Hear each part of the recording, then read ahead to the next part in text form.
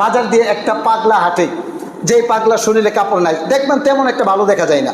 কিন্তু আপনি একজন ব্যক্তি, আপনি যখন একটা প্যান্ট পরেন তখন একটু সৌন্দর্য বাড়ে, প্যান্টের সাথে যখন একটা আপনি শার্ট পরেন তখন আরেকটু সৌন্দর্য বাড়ে, যখন আপনি টাই পরেন তখন সৌন্দর্য আরেকটু বাড়ে, যখন চোখের চশমা দেন তখন সৌন্দর্য আরেকটু বাড়ে, যখন হাতে ঘড়ি দেন তখন সৌন্দর্য আরেকটু বাড়ে, যারা পাঞ্জাবি পরে যখন পায়জামা পরে তার সৌন্দর্য আরেকটু বেড়ে গেল, যখন জুব্বা পরলো অথবা পাঞ্জাবি পরলো তার সৌন্দর্য আরেকটু বৃদ্ধি পেলো, হাতে যখন ঘড়ি দেয় তখন আরেকটু সুন্দর দেখা যায়, মাথায় যখন টুপি দেয় তখন আরেকটু সুন্দর দেখা যায়, চোখে যখন সানগ্লাস দেয় তখন আরও সৌন্দর্য দেখা যায়। তাহলে এর থেকে বোঝা গেল পোশাক পরে মানুষ সুন্দর হয় নাকি পোশাক খুলে মানুষ সুন্দর হয়? বলেন, পোশাক পরে না খুলে? পোশাক পরে মানুষ সুন্দর হয়।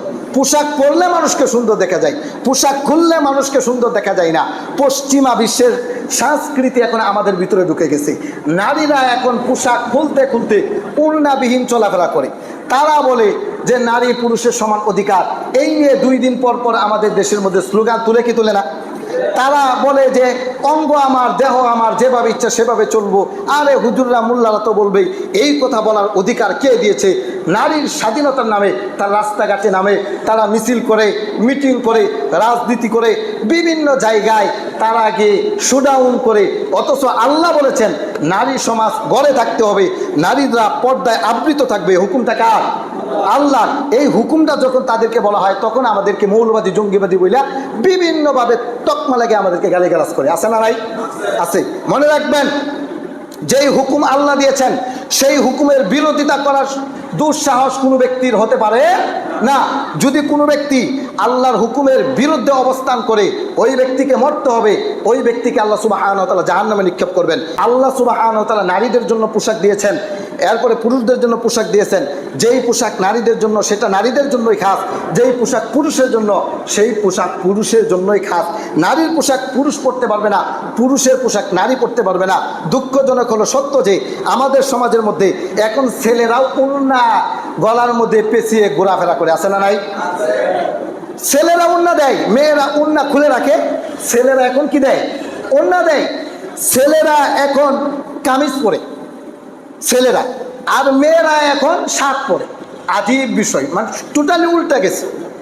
লজ্জাশীলতা আমাদের ভিতরে চলে যাওয়ার কারণেই এই অধপতন হচ্ছে। এই জন্য লজ্জাকে আমাদের আঁকড়ে ধরতে হবে। পোশাক, সুন্দর পোশাক পরিধান করবেন, এটা ইসলাম সাজেস্ট করে। আপনার সামর্থ্য অনুযায়ী সুন্দর পোশাক পরবেন, দামি পোশাক পরবেন, এটা দোষের কিছু না। এ সম্পর্কে একটা হাদিস বলি শুনেন।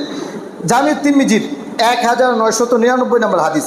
আন আব্দুল্লাহি আন নবী সাল্লাল্লাহু আলাইহি ওয়াসাল্লাম قال لا يدخل الجنة من كان في قلبه مثقال ذرة من كبر। যেই ব্যক্তির অন্তরের মধ্যে যাররা পরিমাণ অহংকার থাকবে ওই ব্যক্তি জান্নাতে যেতে পারবে না। আবার বলি, যেই ব্যক্তির অন্তরের মধ্যে যাররা পরিমাণ অহংকার থাকবে ওই ব্যক্তি কোথায় প্রবেশ করতে পারবে না? জান্নাতে প্রবেশ করতে পারবে না। এরপরে ওয়ালা ইয়াদখুলুন নার ইয়ানি মান কানা ফি ক্বাবলিহি মিসকালা যাররাতিন মিন ঈমানিন। যেই ব্যক্তির অন্তরের মধ্যে যাররা পরিমাণ ঈমান থাকবে ওই ব্যক্তি জাহান্নামে প্রবেশ করবে না। সুবহানাল্লাহ। আপনার অন্তরে যদি যাররা পরিমাণ ঈমান থাকে তাহলে আপনি জাহান্নামে যাবেন না। আপনাকে আল্লাহ জান্নাতে দিবেন, অবশ্যই আপনি জান্নাতে যাবেন। তাহলে ঈমান কার সাথে সম্পৃক্ত বলেছিলাম? লজ্জার সাথে সম্পৃক্ত। কার সাথে সম্পৃক্ত? লজ্জার সাথে সম্পৃক্ত। ঈমান, লজ্জা এটা অঙ্গাঅঙ্গিভাবে জড়িত। এই বিষয়টা ভালো করে মনে রাখবেন।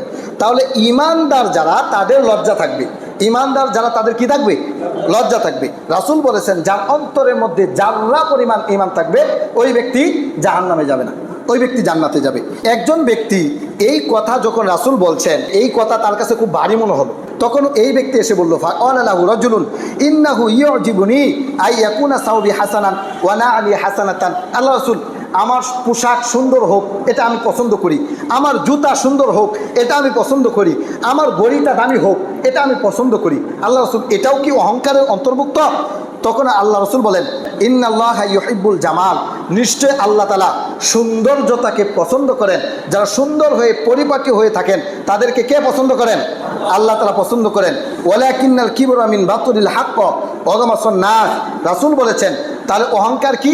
অহংকার হলো সত্য পরিত্যাগ করা এবং মানুষকে অবজ্ঞা করা। অহংকার হলো সত্যকে প্রত্যাখ্যান করা এবং মানুষকে ছোট করে দেখা, এটা হলো অহংকার। আপনি একজন মানুষকে তখনই অহংকারী বলতে পারবেন যখন আরেকজনকে সে ছোট করে দেখবে। মানুষকে মানুষই মনে করে না, সেটা অর্থ সম্পদের কারণে হতে পারে, ক্ষমতার কারণে হতে পারে, বা এলেমের কারণে হতে পারে। যে কোনো কারণে যদি মানুষকে কেউ ছোট করে দেখে তাহলে সে অহংকারী। যদি সত্যকে কেউ প্রত্যাখ্যান করে তাহলে সে অহংকারী। তা নামাজ কে ফরজ করেছেন? রোজা কে ফরজ করেছেন? সুদ খাওয়া কে নিষেধ করেছেন? ঘুষ খাওয়া কে নিষেধ করেছেন?